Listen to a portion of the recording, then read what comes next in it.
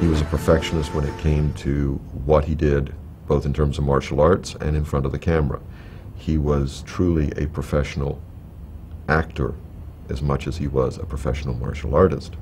So he was always striving for that excellence in front of the camera. He felt that that went hat in hand with becoming a star.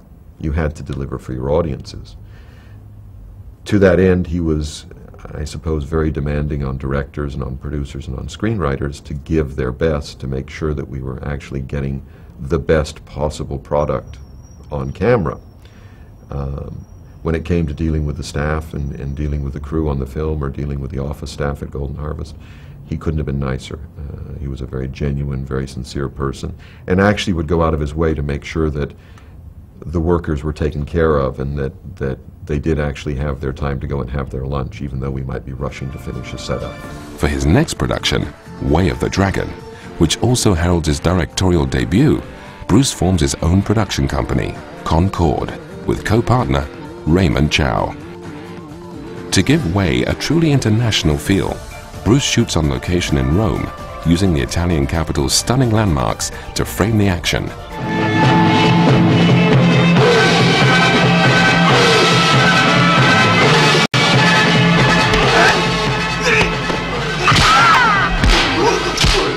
In addition, rather than using the Hong Kong fighters so familiar to local audiences, Bruce enlists the services of friend and karate legend Chuck Norris to appear as his nemesis in the deadly climactic confrontation set in Rome's ancient Colosseum. This incredible one-on-one encounter stands even to this day as one of the most skillful and realistic fight scenes ever committed to celluloid, and is a lasting tribute to the outstanding abilities of both men.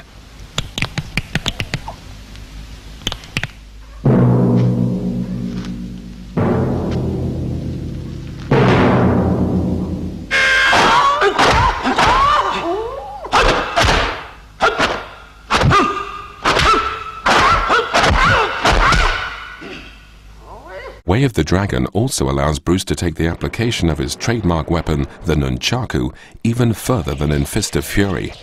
In an amazing scene at the back of the restaurant, Lee dispatches his attackers using not one, but two sets simultaneously. Get him!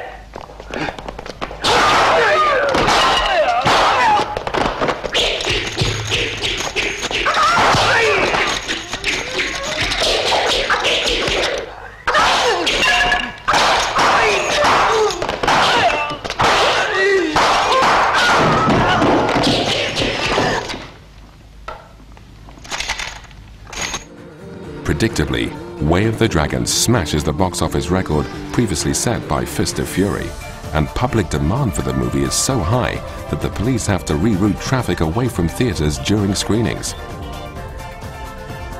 Now the biggest star in all of Southeast Asia, Bruce's meteoric rise to fame has single-handedly revitalized the fledgling Hong Kong film industry, previously known only for small-budget Mandarin language pictures, with little or no marketability outside the home territory. Until then, it had been pretty much an indigenous thing. It was possible, I would think, in those days, to make a film in Hong Kong and expect to perhaps get your money back just with a Hong Kong audience, although that was marginal. But Bruce Lee did change everything. There was a whip-cracking vitality about the guy.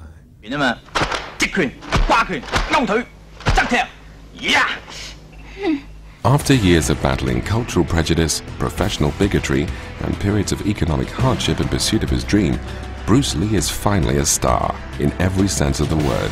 And in Hong Kong, his photograph dominates almost every magazine and newspaper in circulation. One time, sitting in his office, he told me his dream was one day was to be a bigger movie star than Steve McQueen, who at the time was the biggest movie star in the world. It's a little ironic that 20 years later, more people probably remember Bruce Lee than remember Steve McQueen. However, I can assure you, if you walked down the street with Bruce Lee or you tried to go into a restaurant in Hong Kong, you immediately became aware of how big a star he was. And there was no star bigger than Bruce Lee in Asia. And I would probably say, even to this day, there is no star, certainly there is no Asian film star that has ever achieved the level of recognition and popular appeal that Bruce Lee had and continues to have to this day. Fame, however, did not come without a price. Because of his status of being very famous. I mean, I've never been with him in a place where there was like 20 to 30, possibly 50 people just crowding around him. So he didn't have any privacy, and he didn't like that part. But he enjoyed having what I call fame, but he didn't like sometimes the things that went along with it, like eating in a restaurant and people, you know, looking in the window to see who he was, and people bought him. And then he said also that people are always asking him favors, and he didn't know who his real friends were. So I think that bothered him a lot, you know. And I asked him, well, have you been working out? I said, well, I don't have the time to work out before because there's no one, I just only can train my own body. I can't work out with anybody. And film work is not exactly a workout, you know. It's just doing what the film requires. So I think with his newfound status as a movie star, he had definitely some dislikes about it because it invaded his privacy.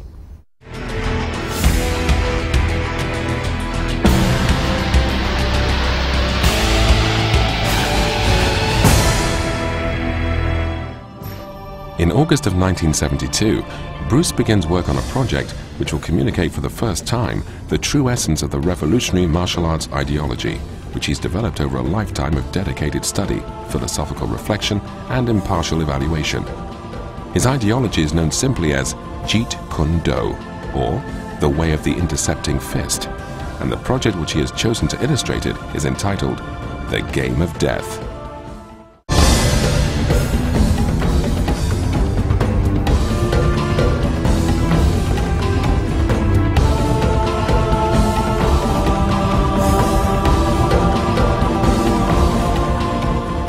Jeet Kune Do is man's liberation from system and style. He's truly expressing what works for him. Because what works for one individual, it may not work for another individual. And that's the bottom line. In the words of Bruce Lee, Jeet Kune Do is a direct expression of one's feelings with a minimum of movement and energy. Bruce's favorite analogy in the explanation of this philosophy is, in building a statue, a sculptor does not add clay to his subject, rather he chisels away the surplus material until the truth is revealed without obstructions. Thus, JKD is not a daily increase, it's a daily decrease.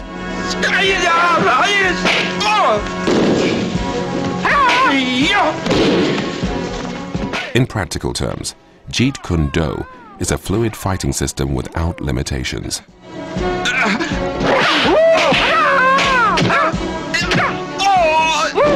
Jeet Kune Do, according to Bruce Lee, meant the way of the intercepting fist. I guess like if a punch or a kick is coming your direction, the man's energy is coming towards you, you want to try to intercept the person's force and use the opening, such as if a person is firing a punch at you, he's leaving his chin open, he's leaving his ribs open. If he's firing a kick, he's leaving his midsection open, he's leaving his groin open. He's immobile, he can't move if he's standing on one foot executing the kick. And then you can take advantage of the person's weak points at that particular time. Lee considers the message within the game of death as his greatest truth, and he resolves that this cinematic legacy will forever illustrate his key ideological and martial theories for future generations to come. In essence, it will be an artistic exploration of the fundamental principles of Jeet Kune Do.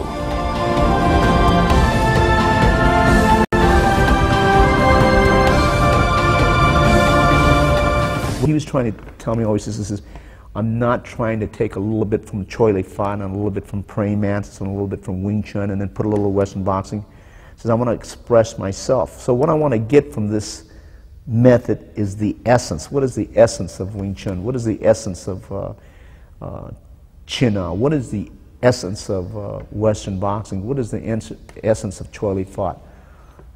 I'm not copying the techniques, but the essence, why it's good. And he always talked about the essence with me. And I feel that's basically what he was trying to do. So in the Jun Fan Gung Fu, this is how Jeet Kune Do was evolved.